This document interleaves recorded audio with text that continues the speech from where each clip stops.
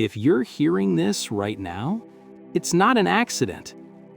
Out of billions of moments, you've arrived here exactly when you were meant to.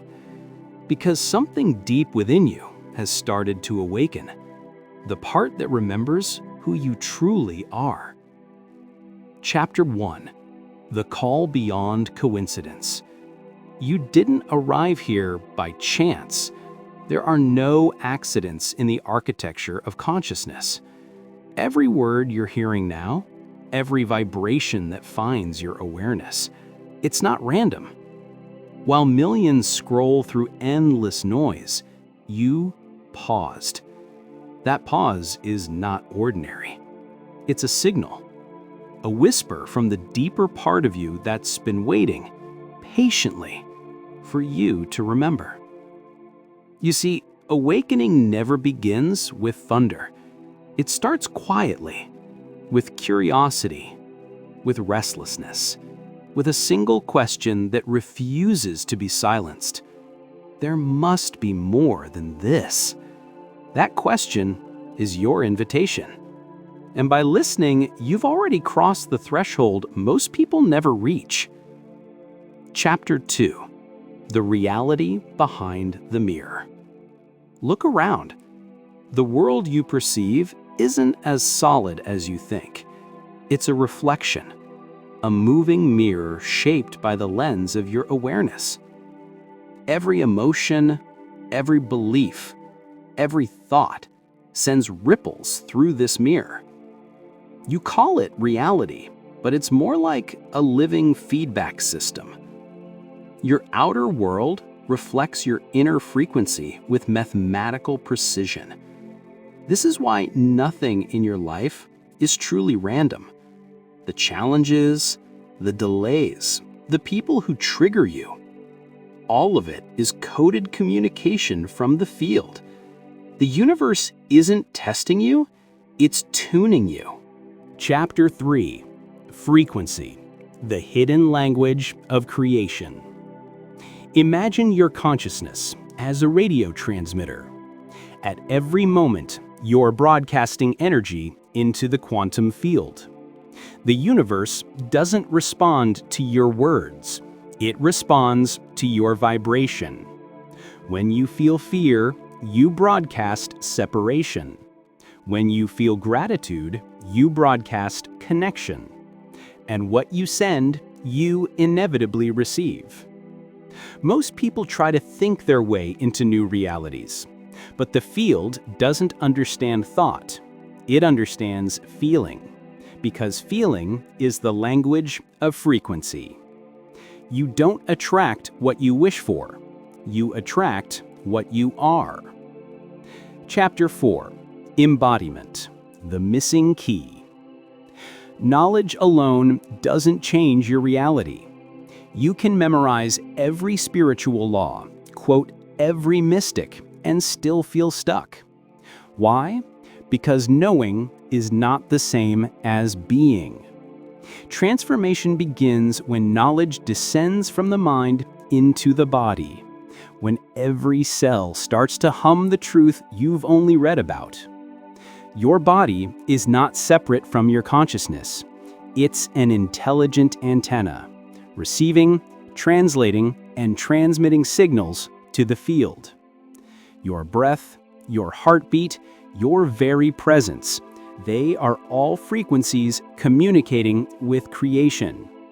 To change your life, you don't need to force action. You need to embody alignment. Feel it first, and the world will mirror it second. Chapter 5. The Dance of Intention and Trust. Intention is the spark that ignites creation, but without trust, it becomes tangled in control. When you set an intention, you plant a seed in the field. When you trust, you allow it to grow. The moment you say, "It must happen by this time, in this way," you squeeze the life out of the very miracle you're calling in. True creators don't chase outcomes. They become the frequency of outcomes. They don't say, I'll be peaceful when it arrives. They say, I am peaceful now, and therefore it arrives. This is not blind faith. It's energetic precision. Because the universe is not listening to your requests. It's matching your resonance. Chapter 6. Alchemy of the Past. You are not your story. You are the consciousness that can rewrite it at any moment. Every painful memory, every closed door, every heartbreak, they weren't detours, they were initiations. You thought you were breaking down, but you were breaking open. The 1% of awakened beings don't escape their past, they alchemize it. They sit with their wounds until wisdom begins to speak. They realize pain was never punishment, it was preparation. So ask yourself, what strength did my struggle teach me? What love did my loss reveal? What wisdom did my waiting awaken? Because the moment you find meaning, you free yourself from suffering. Chapter 7. The Inner Symphony. Inside you, there are many voices. The one that wants to leap, the one that wants to hide, the one that dreams big, and the one that doubts everything. Most people live in civil war between these parts. But integration is not about silencing any of them. It's about orchestrating them into harmony. When every part of you begins to move toward the same frequency, your power multiplies. Scattered light illuminates. Focused light cuts through steel. Your consciousness is that light, and coherence, internal unity, is how you turn illumination into creation. Chapter 8. The Quantum Leap.